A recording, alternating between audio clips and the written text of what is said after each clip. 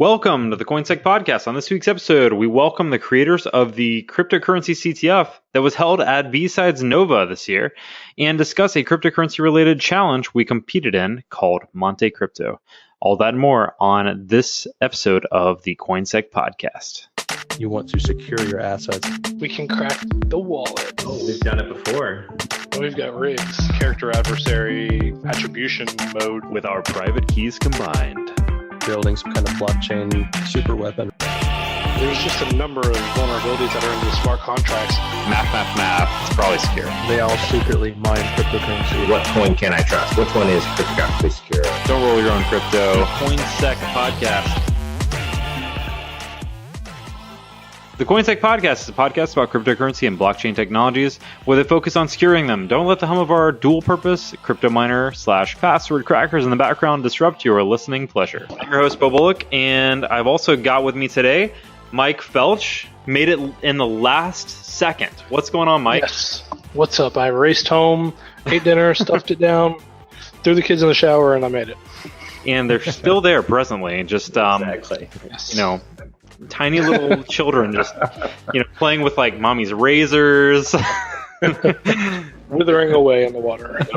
Turning into like, I don't know. Prunes. Yep, Prunes. exactly, prunes. Also with us today, we've got Steve Borosh. What's going on, Steve? Hey guys, not too much. Steve, so we haven't had a block on your pool in the last like 26 hours. So what's going on with that, man?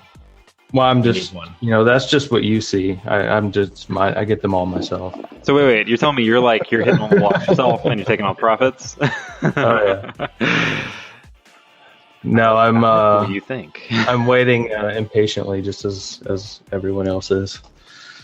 Nice. Yeah, so it seems like the amount of people mining that coin, we can talk about later, but they have increased interest recently, so difficulty's gone up. Nice. And then we've also got Ralph May with us today. What's going on, Ralph? What is up? I'm super excited. GPUs are down, and so I'm up. Whoa.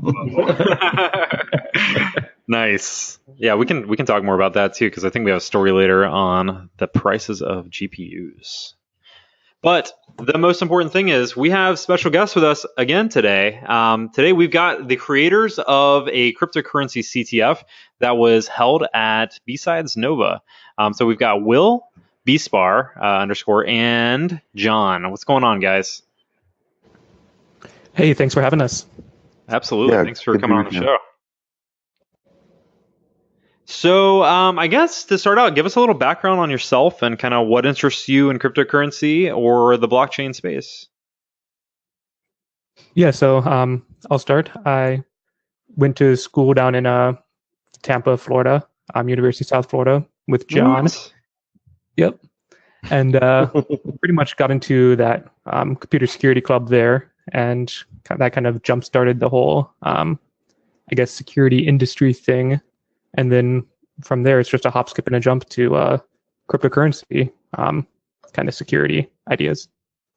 Nice. Yeah. I kind of had a similar thing too, because I went to USF and one of my instructors there. So this was, I had kind of a weird, like probably not the most ideal like start in security. But I'd been interested in computers like my whole life, but then went to USF and had an instructor who taught me like ethical hacking, and that really like spurred my interest. Like, oh wait, I can get paid to like hack companies for a living. That's awesome. So this sounds like you had kind of a similar thing. Like you went into security from there, and then kind of made that transition into cryptocurrency. Yeah, pretty much. I guess most of my day job is InfoSec and stuff like that. Always my kind of side passion has been cryptocurrency. So it's great to be able to combine those two. That's awesome. So what about you? So that was John, right? So what about you, Will? Other way around. That was me. Sorry, Will. that was Will. Sorry, Will. John. Yeah, so this is John now.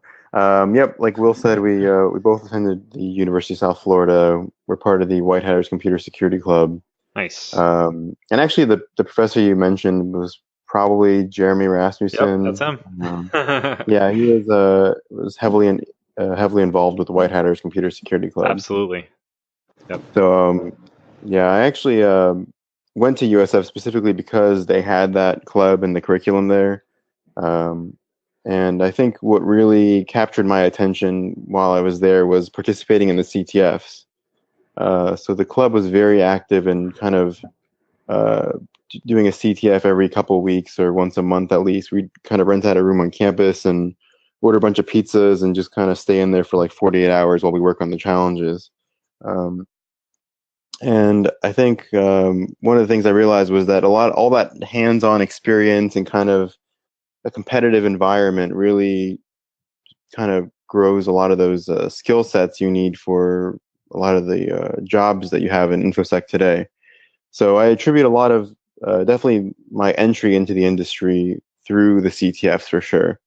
And that was actually kind of how we ended up here now, is that when Will and I were kind of discussing the idea of it in the beginning, we were thinking that, all the traditional security topics are typically included in CTF. You go to any conference and you'll see a CTF and they'll have, reverse engineering, binary exploitation, cryptography, network challenges, web apps, the whole gamut of things. Mm-hmm. And we realized that it was kind of lacking was the cryptocurrency security issues, because there are a lot of unique and different security issues in the cryptocurrency space that weren't really getting enough exposure for people to get hands-on experience with. So that's kind of what led us to wanting to create the CTF.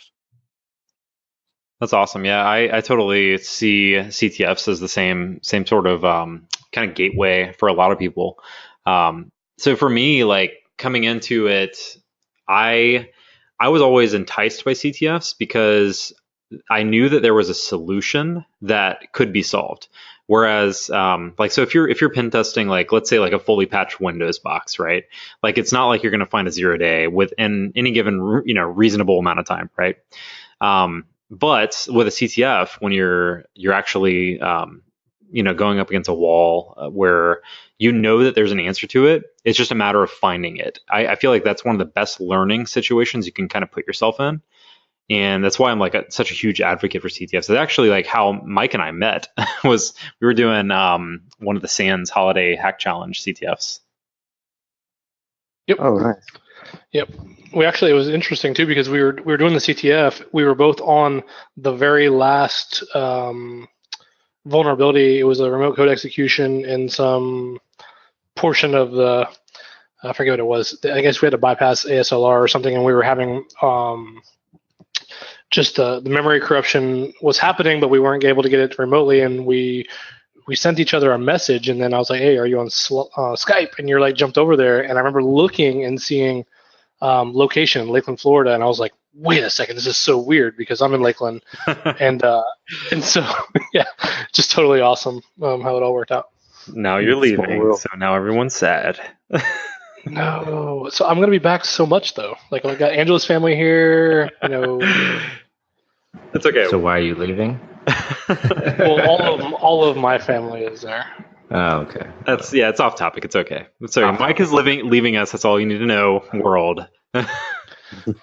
Hopefully he'll still show up to the podcast every once in a while. Anyways, yeah. So yeah, no, John and Will, like I absolutely think that the world of CTFs is amazing, and that's one of the main reasons I wanted to have you guys on the show, is because I think that there's a lot of insight that can be kind of learned from the world of CTFs in the InfoSec realm that can translate over to the world of CTFs potentially for the cryptocurrency realm. And one of the things that we kind of like talk about a lot on the show is that there's not a lot of people in InfoSec that actually care about cryptocurrency or blockchain at this point. Like a lot of it's a buzzword for people, right? Like there's a lot of people who kind of just throw it aside and they're kind of naysay against anything that has those terms in them, because it does have kind of like a negative kind of like stigma about it. But I think that like absolutely what you're doing and having like a cryptocurrency related CTF could potentially interest people who might have been previously kind of like drawn away from it because of that exact thing. Yeah, and that was absolutely our goal in this whole experiment, was because just like you said, there's a lot of people in the InfoSec industry with, all the right skill sets and the right, mentality and how to approach these problems, but they're kind of turned off by it just because it's either foreign or, they've heard a lot of negative things about it. So they're just very dismissive of it.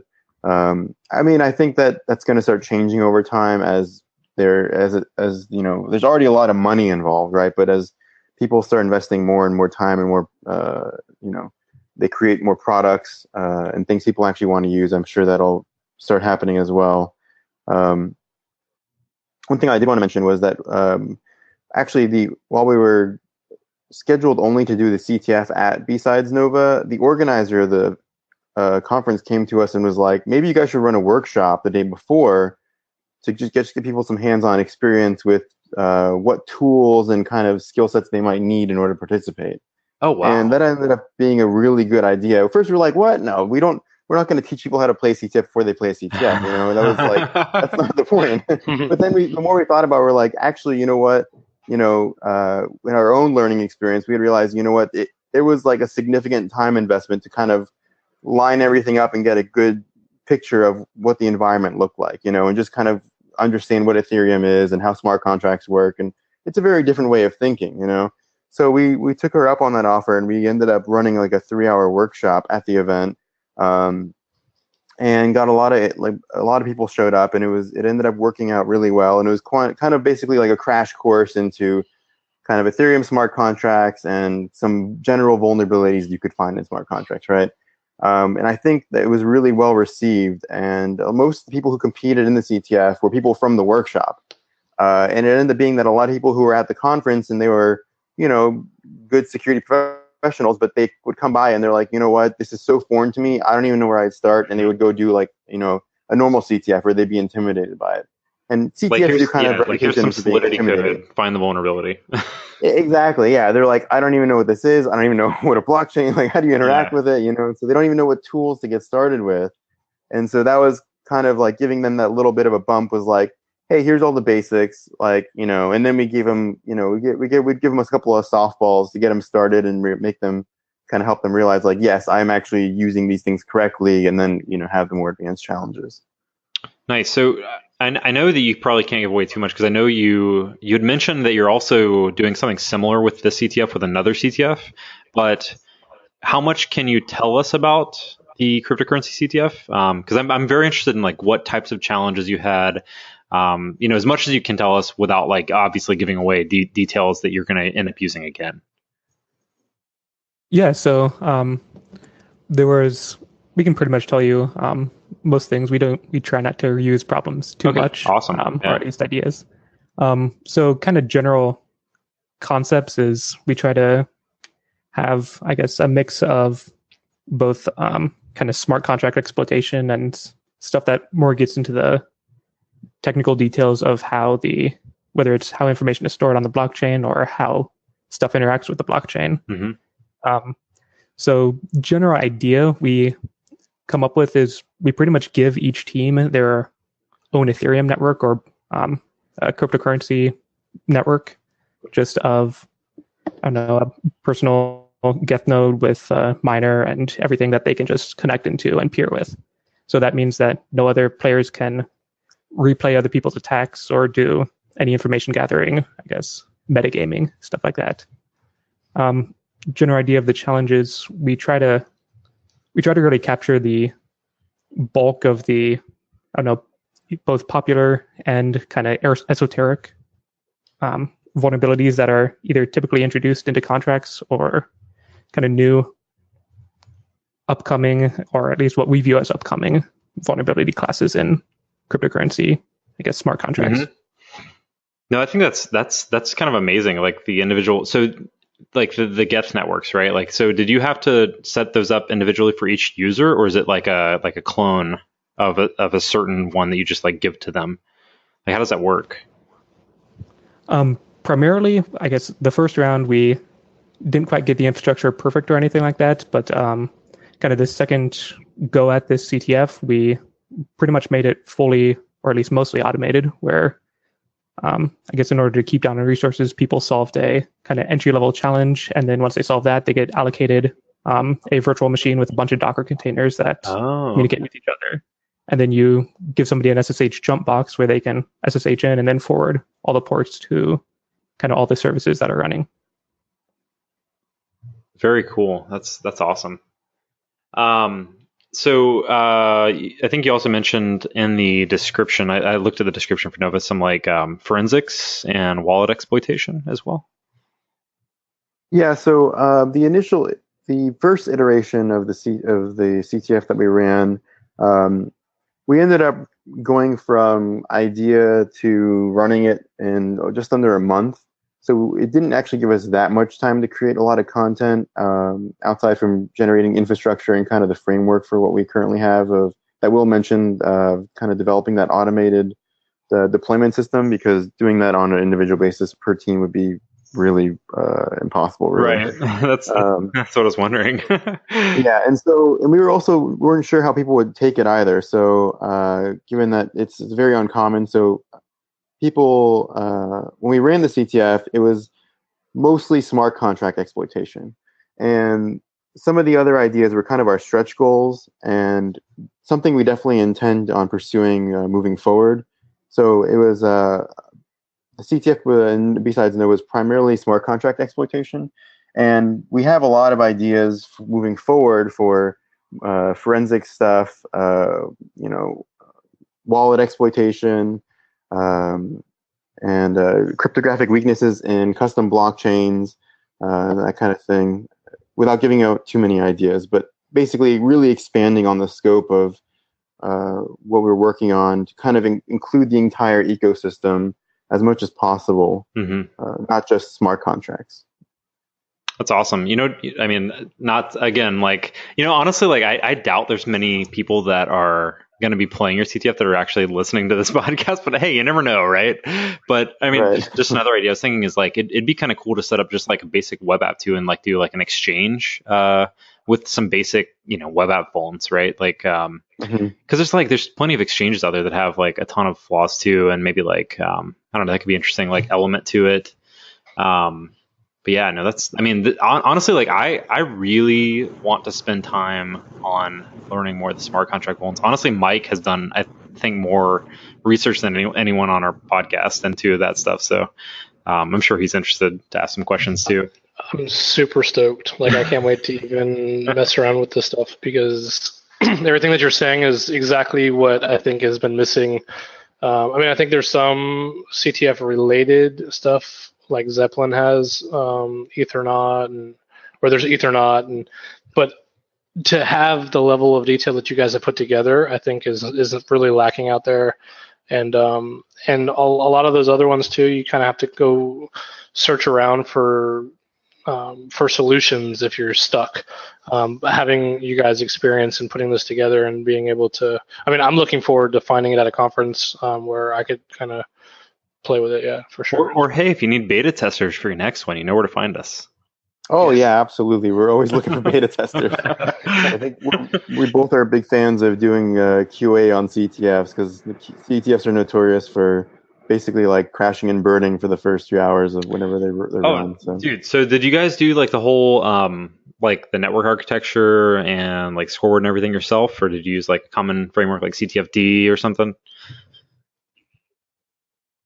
Yeah, we used CTFD, and I just wrote a custom plugin with a couple extra pages that does kind of automated Amazon Web Services deployment. Yeah, I'm a fan of CTFD. It's a sturdy framework.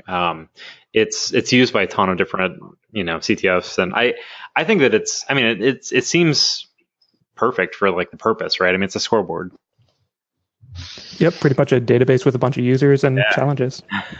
Like I don't know why like most people would spend the time to like go code up extra challenges instead of trying to code up a custom scoreboard, right? Right. Yeah, one of our stretch goals is to make a, purely smart contract based scoreboard. Oh, dude, that'd be sick. That'd be epic. Yeah, that definitely requires crafting challenges in a very specific way. But like you said, it takes a special person too to submit like challenge keys like to the to the blockchain. Oh man, that'd be awesome though. That'd be a very, very special CTF. Yeah. One big thing that we've tried to do is make it easy to at least get into the beginning parts of a problem. So we would create a kind of dummy website called, I don't know, Smart Contract 101, and it's some fake ICO page, and then we can integrate buttons with MetaMask so that people can kind of see console logs. They could see Oh my god, this how sounds the transactions are generated. This sounds so like this sounds amazing. I want to see it. Like where? So when can I see this? So I took it down for I don't know, a couple weeks, but I'll be spinning it back up soon. Send you guys a link there. Please hit us up because I want to see it. It sounds awesome. So I guess and we are looking for other. Sorry, we're looking for other venues and future conferences to submit to as well. So if you guys have any suggestions on what you think would be a cryptocurrency friendly place where people would actually want to do something like this, I don't know if Hack Miami. Yeah, that's what I was gonna say. I don't know if Hack Miami has like closed off like for like I don't know, like event stuff like that, but you should totally hit them up because their whole theme for this year is blockchain and chill. Oh, is it? Okay. Yeah. Interesting. I didn't even know. I'm sure you could launch it anyway, and they would be more than happy to accommodate, even if it wasn't like one of the main things. I mean, Mm-hmm. Yeah, definitely. All right, so let me ask you this. So what kind of CTFs have you guys done? I'm sure like at White Hatters you guys have done like some of the major ones, right? Yeah, definitely. So in general, just to name a few, of course, DEF CON CTF Quals is the big one. Plaid CTF is just coming up this weekend. We just put on Blaze CTF, kind of a fun CTF with some pretty hard challenges. So mostly kind of scoreboard or I guess Jeopardy-based CTFs. Okay. Kind of question and answer. Do you have a favorite? So my personal favorite is kind of binary exploitation. Okay. yay. Yeah, it was back in college. We used to do Seesaw a lot as well because that was a really popular. Oh yeah, dude, Seesaw's undergrad awesome. CTF. I've played Actually, that one a number of times. Yeah, and I heard this year they actually had a few smart contract challenges as well. What? Oh, man, yeah, so that was I think that was Trail of Bits contribution. They seem like they're Dan Guido's he's been an advisor on Seesaw for a while, I think. Yeah, and I think they're out of all the companies out there, they're one of the ones that are probably really like jumping right into cryptocurrency and not like they're doing most of like of the assessments, and I think they're doing an assessment on Solidity right now, which is pretty big. Nice. So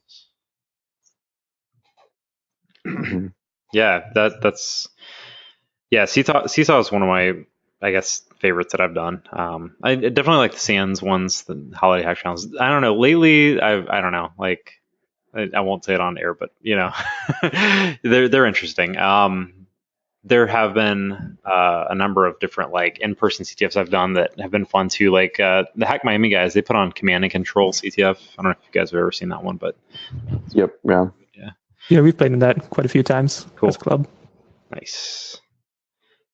So what other than like, so I think Mike mentioned Ethernaut, but are you guys aware of any other like cryptocurrency related CTFs that are available online, or is yours like kind of the only one besides Ethernaut?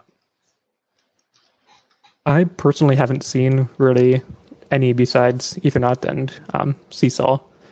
Trail of Bits does have a kind of repository of kind of common problems with smart contracts and such. So you'd call that a CTF. True. Yeah. Actually, so that brings up a good point, right? I mean, so people who are interested in like doing bug bounties, what do you think about kind of migrating from the traditional, go try to hack a web app for a random company to actually just, taking some of these smart contract vulns they're out there, like the top 10, and just go like hit every smart contract and then try to hit the whatever ICO or whatever, is posting that. Like, do you think? So I think people already kind of do that. Yeah. To a degree, at least in some automated sort of way. There's some reports of honeypots being set up where it looks like there's a vulnerability, but that doesn't actually work. Yeah, That- we've talked about those a couple times. That there's definitely been some interesting honeypots out there. Yeah, I think it's an interesting concept. I mean, normally companies set up bug bounties because they want to give people a way to monetize like vulnerabilities in their code, right? But in this case, the vulnerabilities are automatically monetized. So basically, everything like the whole cryptocurrency space is a giant bug bounty that's like in open beta, right? So it's an interesting time right now. Cool. So, have you heard of or did you participate in MonteCrypto? I'm did not familiar with that. Okay. So this was something that was a collective effort between the four of us that we spent, I don't even know how many hours of our lives trying to solve. Too many. Too many. We missed okay. a whole week of the podcast. That's true. We I did. mean, The 1 week Literally. that we didn't film was because we were playing a game. So, all right. So MonteCrypto, to give you kind of a quick kind of background about it. So we saw that there was going to be this game of sorts related to cryptocurrency that had a challenge involved where you could basically win a Bitcoin. And they made it sound like CTF style like challenges, like there's gonna be 24 challenges and you had to like solve all of them. And the four of us were like, dude, yeah, we've CTF'd, yeah, we got this. And so it turns out like, so it's basically a Steam game, and they use Unreal Engine 4, and so you're in this kind of like 3D world, but it's like they drop you in a maze. And you have to like make your way around this maze and kind of find the various rooms and then solve challenges in each of the rooms. And once you solve the challenges, like you got a word, and then that word would be a single word of a 24 word key that would unlock this Bitcoin wallet. They straight up give you the Bitcoin wallet. So yeah, so like I'm sure you guys, like your CTF minds are like, oh my God, like I totally would have spent so much time on that too. Just because it's it's a fun challenge, right? I mean, to have like a monetary kind of goal there, I guess. Mm-hmm. So was there like a security element to it, or was it kind of like solving the chat, like the riddles in the game? Oh, these riddles are no joke. Like, don't think of it as like, oh, well, I just solved this little puzzle and put the words together, and then it'll be good. It was not like that. So, I mean, it got to the point where, like, at first you're like, okay, well, we're hackers. Let's hack this game, right? So we're popping up cheat engine. We're like diving deep. We're looking through all the binary files. I mean, we're going as far. But the thing is, the developers, they were like, all right, we got this. Like, they were putting red herrings all in the binary files. They knew you were going to cheat. And then so next thing you know, you're having to solve all this stuff. And if you read the guys who actually solved it, who were, correct me if I'm wrong, they're DEF CON winners, right? Yeah. CTF challenge. Yeah. I mean, they're no joke. They're like a team of guys. Yeah.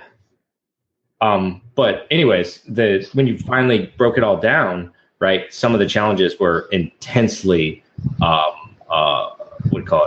difficult. Like that you not that you knew how to like walk through the game, but you had to know how to actually read the files in the game and actually figure this puzzle out, right? It was ridiculous. Have you guys heard of Council of Nine? Yeah.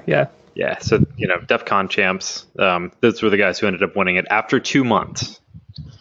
Oh, wow. Yeah, 2 months, and they know what they're doing, right? So these guys aren't like, oh, well, I just got my computer, So, but we tried. Well, we had the whole thing tore apart, and looking at the end results, we missed it by two. I think it was two. Two keys, yeah. And we quit early, and we only did it a week. It was more than that. It was like a couple weeks, wasn't it? Well, we only did it a week. I think Ralph did it for like 4. But I was still doing it to the last day, but you guys weren't helping. No, I mean, we had solved like 22 of those challenges in a week. Yes. But then we got to this last two, and we hit a wall. Yeah. Well, we reverse engineered. We had 2 people reverse engineering the game, and then we had 2 people playing the game. So it was fun though. Like Team Fortress style. Cool. Hack Fortress. Yeah. Yeah. Anyways, the guys who won it, they deserved it. They worked hard, but they actually took 2 months for them to figure it out. And these guys are the same people who do, was it winning the CTF challenge at DEF CON in 2 days, 3 days? Yeah, the badge challenge. Yeah. Yeah, the badge challenge in 3 days. I mean, that's insane. Yeah. They're pretty legit. They're pretty legit. But so what was kind of funny about this was that the guys who created it, whenever they posted like the initial like announcement and stuff, and they did the press release or whatever, they went under like a fake name called Jim Rose Accent, and then Mike was like, "Oh, dude, that's an anagram, Concrete Games," like because they wanted to be hidden. Like their whole goal was that nobody figured out who they were until the end of the game, until somebody solved it. But like literally, like the day that it came out, like Mike doxed the crap out of them. We even downloaded and paid for their other game that they released before this one, and tried to reverse engineering that before the challenge was even released. It was $3, by the way. So I mean, not a huge investment, but still. So you guys are really doing your homework. oh yeah, but we still lost. Yeah, we still lost.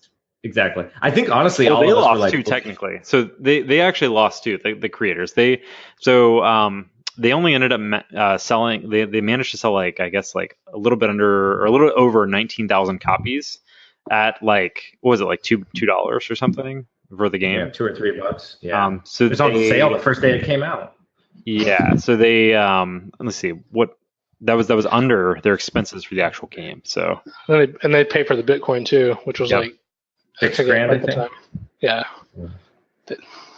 So they didn't quite plan that out exactly the way, to make bang on the buck or whatever. But what's crazy to me is like if you so they did an AMA like Ask Me Anything 6 days ago about the game, and in that AMA they talk about how they literally created that game in a month. Like they went from having nothing to having that like released on Steam in 1 month, and it's actually a pretty damn good looking game. Like if you're in it, I mean it's not bad. And like all the challenges are tough. I don't know. I found it interesting. It was a very, I don't know, like one of the it's probably the way that I would have been drawn to your guys' CTF. Like it's one of the first cryptocurrency related things that has some sort of like challenge element to it. I mean, I'm drawn to challenges regardless of if it's cryptocurrency or not. Like I find it interesting, just being challenged in any way, and that's kind of like my whole thing with like getting drawn into InfoSec, getting drawn into pen testing by doing CTFs. I feel like that specific thing probably drew some people who were just interested in cryptocurrency more into like the problem challenging side of things, and it also probably did the opposite and brought people who are into doing challenges into InfoSec or into cryptocurrency because there is that element of it in there. Yeah, it sounds like a really interesting game. I was going to say, so what do you guys think about, because there's more of these coming out, right? I almost feel like there's a theme coming along. What do you guys think about, CTF challenges where you win cryptocurrency? I know that your challenges have been around like some of the flaws in cryptocurrency, right? Mm-hmm. Smart contracts and all the other stuff. But what about, winning cryptocurrency for these different challenges that may involve cryptocurrency, right? So for our game, we did have a cash prize, which because ours was in person, so we were able to give the cash prize to the top 3 participants or top 3 people who placed top 3. But it's an interesting idea though, because a lot of times when you're running CTFs, sometimes there's a bug that you didn't intend or like an infrastructure mistake or something, and a team will go in and be like, "Oh, I popped your box because of X, Y, and Z, and I got 4 flags off of it." Like that would suck if that you just. Like they just popped your box and they got $4,000 off of it because of like you forgot to change some config file, So yeah, it's true. That's what I always fall back to. It's like that happens in almost every event. Like even the big ones, you'll see stuff like that happen where a challenge gets popped like in an unintended way. Yeah, sure, but don't you think that like from a real life perspective, like in the crypto world, that is the reality, right? It's not a game, right? I mean, in reality, we would have did a calendar injection on. True. But I mean, if you think about it, so like cryptocurrency challenges, right? Like, or just, or let's even take it back from not just a challenge, right? Let's just say that cryptocurrencies that are, have vulnerabilities, in the real world, they make a lot of money, right? And when somebody breaks it in very unintended ways, right? And there's going to be more unintended ways that nobody else has thought of, and everyone's going to be like, "Oh, you guys are so stupid, you didn't think of this," and they'll be like, "Well, no one ever thought of this," right? So, we could see that more, and the end results could be, lots of money missing, right? Yeah. Yeah, there's another one that's live now called the Pineapple Arcade. And I think they were giving away a lot more than just a single Bitcoin. I think it was like 5 Bitcoin and 50 Ethereum or 20 Ethereum or something like that. I mean, they've got a lot of other prizes. Similar concept, though. Yeah, they were giving away big money, like, 10 or something Bitcoins or something. Like, it was like, hey, I'm going to take this month off kind of money. But, that doesn't necessarily mean you're going to win. But...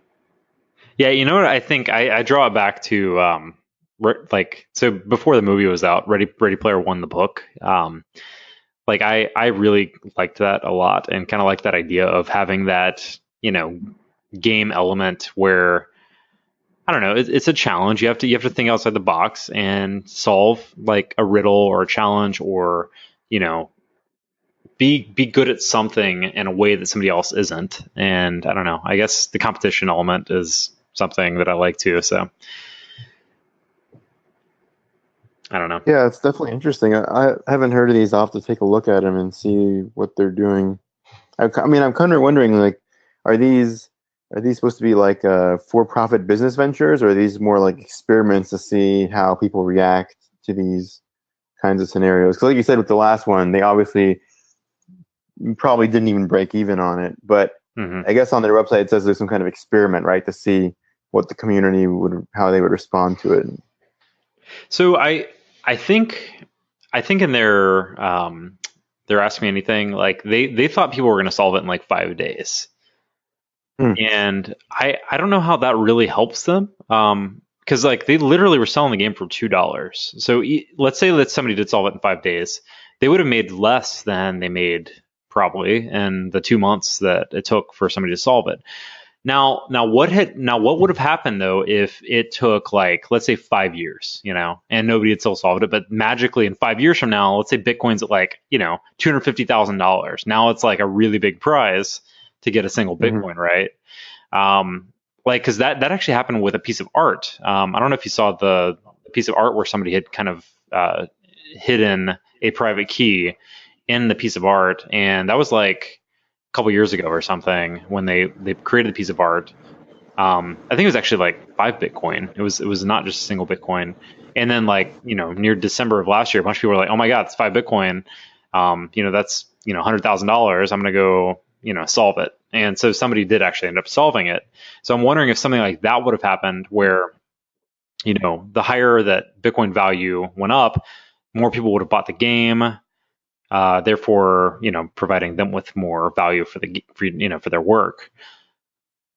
I don't know. It's a hard thing to say, like how much effort do you put in versus how hard do you make it? Do you make it completely unsolvable? Do you let people kind of go down the tracks? I mean, they actually mentioned whenever we were looking into like the background of the game and stuff, there is what Ralph, you might remember this. What was it, like a French thing where they have like golden owls that still hasn't been solved? Yeah, it was the golden owl, and actually the person who actually invented the game or had written the puzzle actually passed away. The golden owl was symbolic, meaning that they didn't actually bury a golden owl. They actually buried like some metal item, and that the person who find it could redeem the owl, but they never did. And it was that was something like 35 years ago or something like that. So that's what this game was based off of. But they thought again they were going to solve it very soon. So. Yeah, that's a really interesting model. I'm sure that's not the last we'll see of that, right? Yeah, like the Pineapple Fund too. That's not necessarily like a business model. They're just donating that money, which I think is kind of interesting because they're using these challenges as a way to spur interest in cryptocurrency and also to spur interest in the security and all the other fun stuff. But I could definitely see in the future seeing more crossroads with that. So. Yeah, what do you guys know about the kind of grant systems that some of these cryptocurrencies have in place for kind of these sort of developments? I don't know anything about grant systems. You're talking about like rewards for like contributing to the project, right? Yeah, and kind of publicity around the project. I know at least I saw a couple articles on Ethereum doing stuff like that.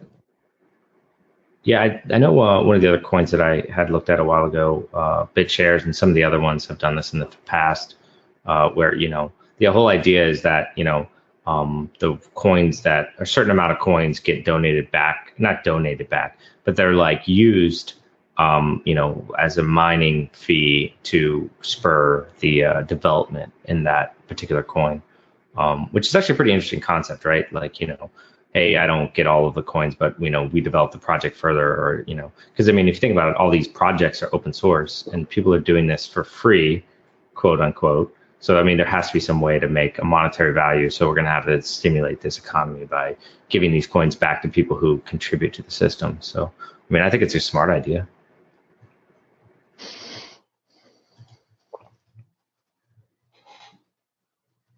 Cool. All right, so here's a non kind of challenge related question for you guys. So, have either of you done any mining or any trading of cryptocurrency? Yeah, I did mining kind of back in the day when GPUs just kind of got popular with Bitcoin. That was pretty fun. Sort of gave that up once that was over. And of course, trading, yeah, all the altcoins, the BTCE stuff. Mainly use Binance now, which is just a pretty nice platform. Cool. Did you ever have an account on Mt. Gox?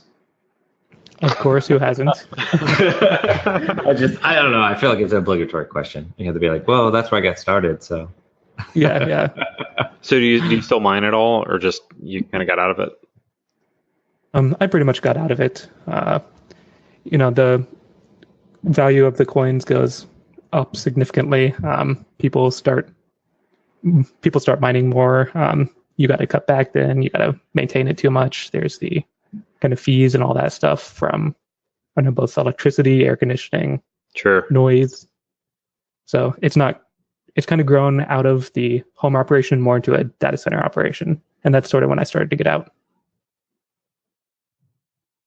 Yeah, I think the math on mining doesn't really favor individual miners unless you're in a situation where you're not paying for your electricity, and then I think you could probably do all right. But I think the cheap electricity and manufacturing in China kind of has the mining market cornered.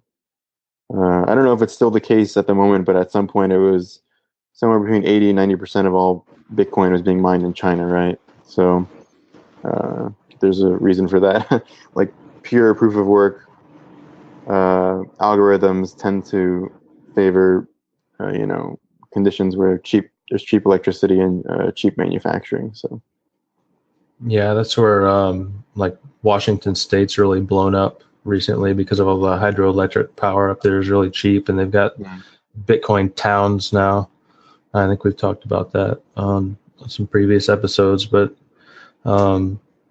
yeah, like you said, they're all hovering around where that cheap electricity is. But us lonely people at the house are just doing it, I think, more of as a hobby. So yeah, it's a good way to kind of help you understand the technology, and that gives you some of the lower level understanding of it, and and there's a lot of other hobbies that will probably cost you a lot more money.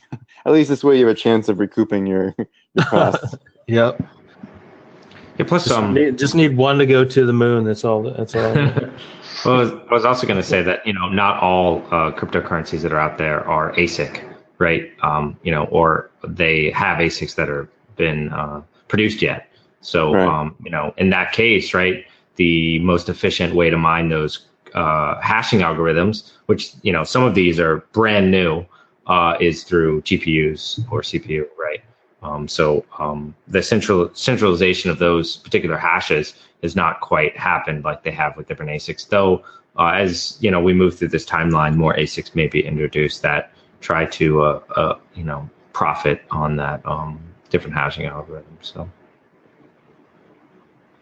Yeah, I think if you're looking at it from a strictly financial point of view, I think it's you're probably more likely to make money just buying the coin that you want outright instead of mining, unless you have like a dual purpose system where, hey, I happen to have like this crazy password cracking rig with all these GPUs in it, and when I'm not cracking passwords, I'm going to mine too.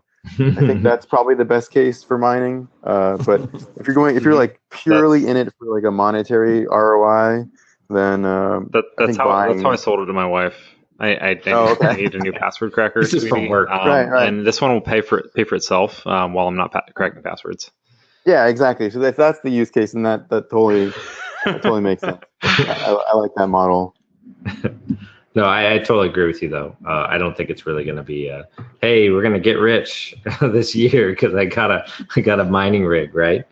But I know I absolutely agree with you. It's a zero-sum game. It always was from the very beginning. That was the design, right? It was always meant to become harder and harder and harder the more people that participated in that system. So, yeah. Cool. Do you guys have any favorite coins? So I personally just like Ethereum because it has a great infrastructure. It has good development. I think the ideas are solid, and it has that kind of base support that can really carry it pretty far. So kind of a boring answer, but no, I agree. I mean, go ahead. I'm going to be equally as boring and say pretty much the same thing. I mean, like objectively speaking, I think Ethereum is probably the most solid thing out there. I mean, they have, in addition to everything he said, they have a solid roadmap. They have a plan. They have strong leadership. They have, they're innovating to come up with new solutions for solving scaling issues, which really not a lot of people are, even though they pretend they are. They're doing everything that they can to try and make it successful. Will it be successful in the end? That's a good question, but yeah, they're definitely working towards a very thoughtful goal. Yeah, there was an article from yesterday from Cointelegraph that apparently the co-founder of Reddit says that he predicts that the price of Ethereum will be $15,000 in 2018. So there you go. Wow. So in the next 8 months, huh? Yeah, $15,000, and it is currently sitting at $771. Everyone go buy it. Everyone go buy it. Right now. Go buy on Reddit, man. Hold on, let me get mine first, though. Cool. So, all right. Here's a security question for you guys. So, what do you guys see as the biggest problem in terms of security for the entire cryptocurrency ecosystem?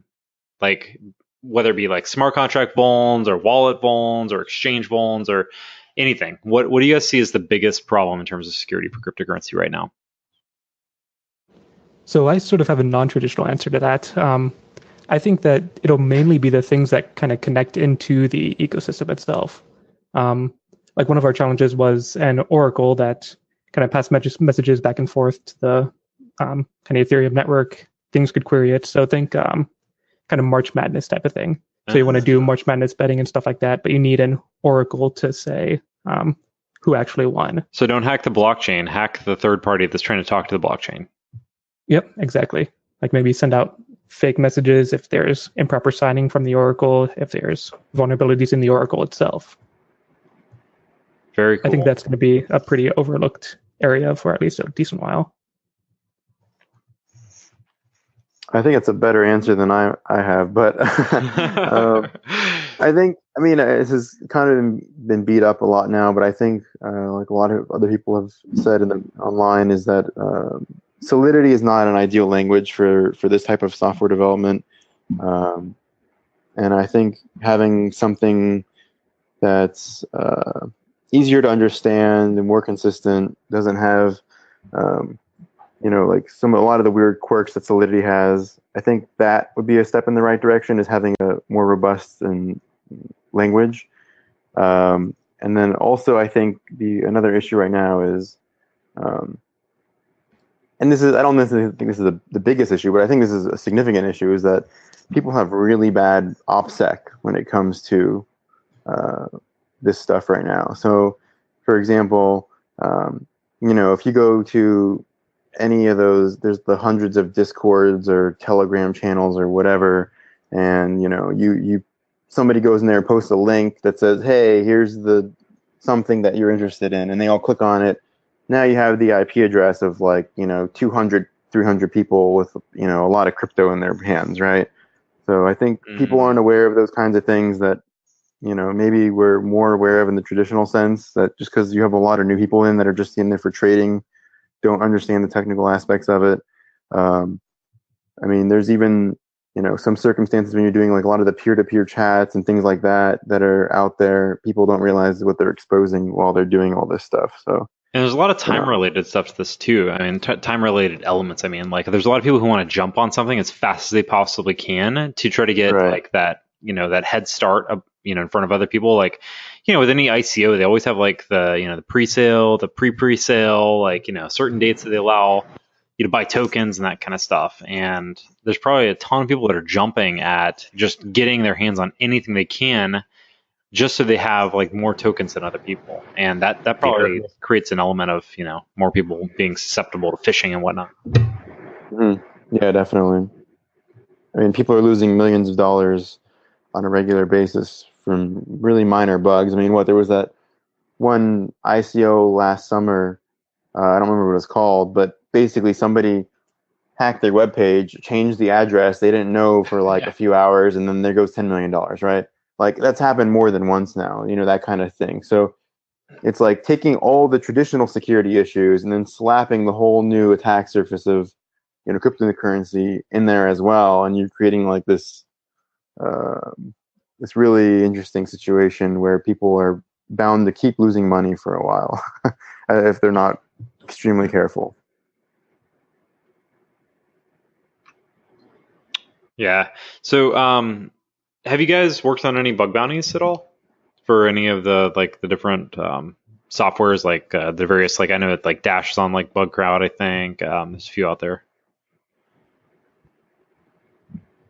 Yeah, I haven't really done a whole lot with that. Yeah, I haven't really done much bug bounty stuff personally. I've started looking at a couple of components a little bit. I'm trying to.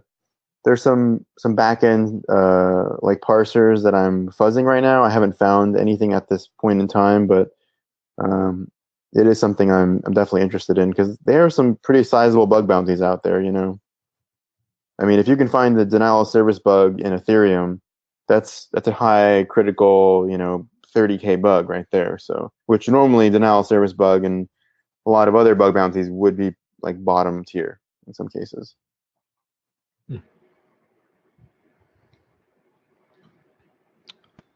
All right. So which do you think will be more impactful to society? Cryptocurrencies or blockchain technology?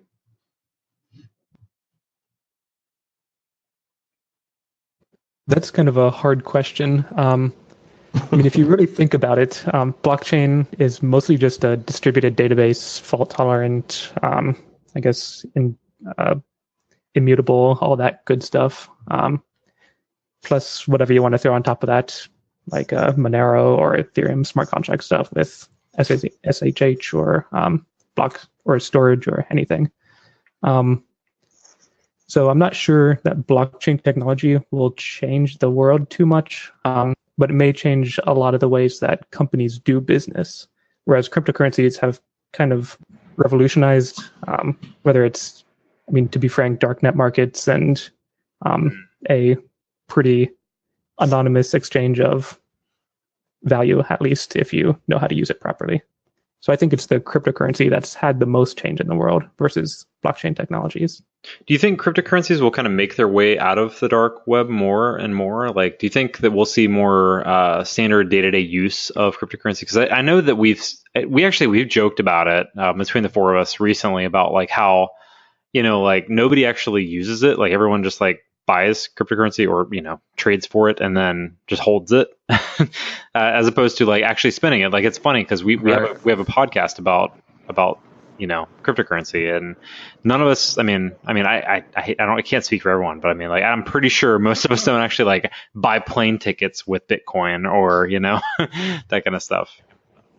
Yeah. I think the biggest problem with that is that, I don't know, each transaction is a taxable event in terms of selling a piece of property.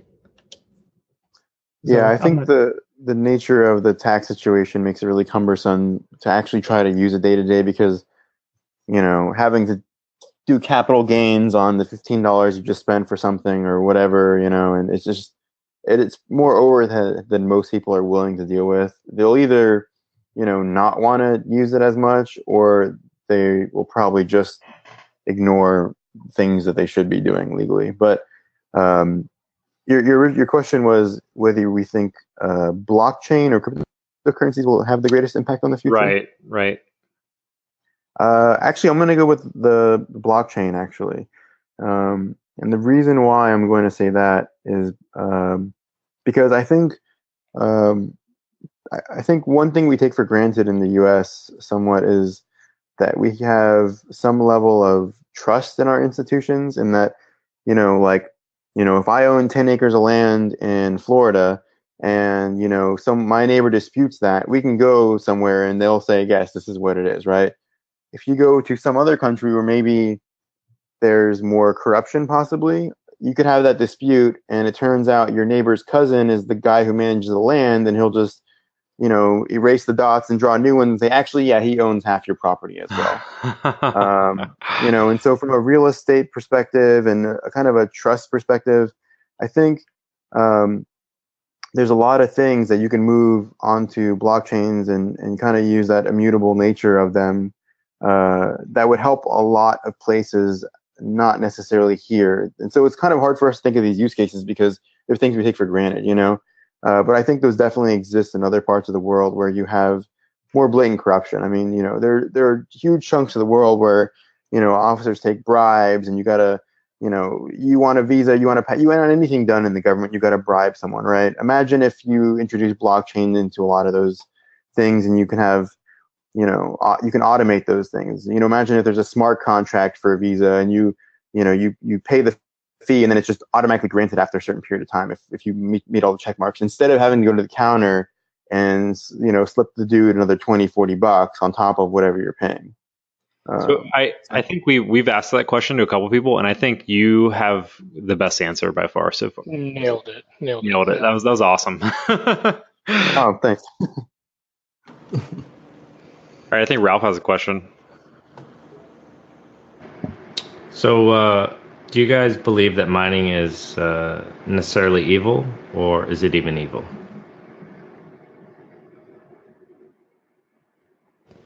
Well, that's an interesting question. So, I mean, what is everything in this world? I guess money-producing things can be considered evil if they use up the world's resources. There's arguments to be made both sides. I don't think it's inherently evil because it's money-making operation, and especially if they use sustainable resources to perform that mining. I guess one question is, do you mean evil as in ethically evil, or more bad for the economy? Yeah, I mean, I guess both of those are valid questions to ask about. I mean, is it more specific? Is it a necessary evil? Do we need mining in the sense of people contributing computing resources, consuming electricity to make this blockchain work, right? Not just any particular currency or cryptocurrency. And if we do you guys think that that's the right direction? Is that, a good idea to consume those resources to produce, this technology? I mean, that's, I think, an easier question. I can definitely say, or almost definitely say no. I think John has opinions on that too. Yeah, I would say, I mean, do I think mining is evil? I don't think it's evil at all. Do I think it's necessary? I don't think it's necessary either. I mean, whenever I see a lot of people making the argument that mining is bad because it wastes a lot of electricity. And technically it's true, it is using a lot of electricity, but it tends to be in areas where electricity is the cheapest, like in hydro dams where, if they weren't using that energy for mining, then they'd have to build out more infrastructure, more transmission lines, more batteries. Like it's possibly that energy would just go to waste anyway, and nobody would be utilizing it. And so by nature, miners go for the cheapest energy, which means that the places in the world that have the cheapest energy tend to have the most supply, which means that they have excess supply. So, X amount of energy wasted in a hydro dam in the middle of nowhere, China, is not the same as that amount of energy being used to power American homes, So it's not apples to apples there, right? So I hate to throw out like another token cryptocurrency here, but have you heard of Power Ledger? Have not. Yeah, so that's I've heard of Gridcoin. Yeah, I haven't heard of Gridcoin, but so I don't know if Gridcoin does it the same way, but like I guess Power Ledger, the whole purpose of that is to do exactly what you're kind of saying and like kind of harness that extra energy, and then they sell it to other places somehow. So yeah, and that's kind of what I'm getting at is that when you have excess energy in one place, you have too much more supply than demand. It's really expensive to move that excess energy to somewhere that it can be used because you have to build huge infrastructure, tons of transmission lines, tons of expensive batteries, right? And a lot of times it's not worth it for those energy producers to even do those things, So that's why I'm kind of like, I think there's some thought behind the environmental argument, but it's honestly, the energy argument is silly to me. That said, I do think mining is a very temporary thing. I think eventually we won't need it anymore. At least not I think pure proof of work algorithms are not the future. It's just not. There's too many. I think proof of stake is incrementally better than proof of work, but I think there's going to be some hybrid of those two, or maybe something we haven't thought of yet that's going to really dominate in the future. And the reason I say that is because, I've been saying this since at least since last summer. But one of the problems I have with pure proof of work mining is that a lot of times the miners themselves don't actually have any skin in the game, right? And what I mean by that is if you look at the way mining works, is that their investment is their hardware, right? A miner can turn around and sell all of his Bitcoins today, and if there's another, blockchain that uses the same algorithm, they can shift their hardware to that other algorithm, right? And I didn't used to have this great example, but now I do. But so if you look at Bitcoin versus Bitcoin Cash, look at what happened there, and you almost had this kind of like, inside hit job from the miners, like almost basically colluding to kind of get people to switch over to Bitcoin Cash. It was kind of outrageous, really, what happened, and it was basically case in point in that miners don't have a financial stake in the game, especially if there's another algorithm that they can switch to and still utilize all their hardware, because there's no penalty for being bad, right? You are rewarded, Coinbase rewards are handed out to people who crunch numbers. There's no reputation factor involved, right? So if you're a miner who's constantly trying to screw people over, or you're putting in, if a group of miners collude to basically filling up the transaction, the mempool with a bunch of high fee transactions that they never actually intend to process, just to push up the average cost on those websites everyone uses to calculate their fee, like that's just them basically screwing over the participants, who are probably holding the currency. So I think from a game theory perspective, pure proof of work mining is not ideal at all. I think a hybrid between proof of work, proof of stake would be incrementally better. I don't know if it's the ultimate solution as well, but I think where we end up is either going to be a hybrid model or something that we don't currently have. Awesome. Yeah, that was an awesome answer. All right, so I got more of a fun question for you guys. This is more not super serial. All right, so in one sentence or less, who is Satoshi Nakamoto?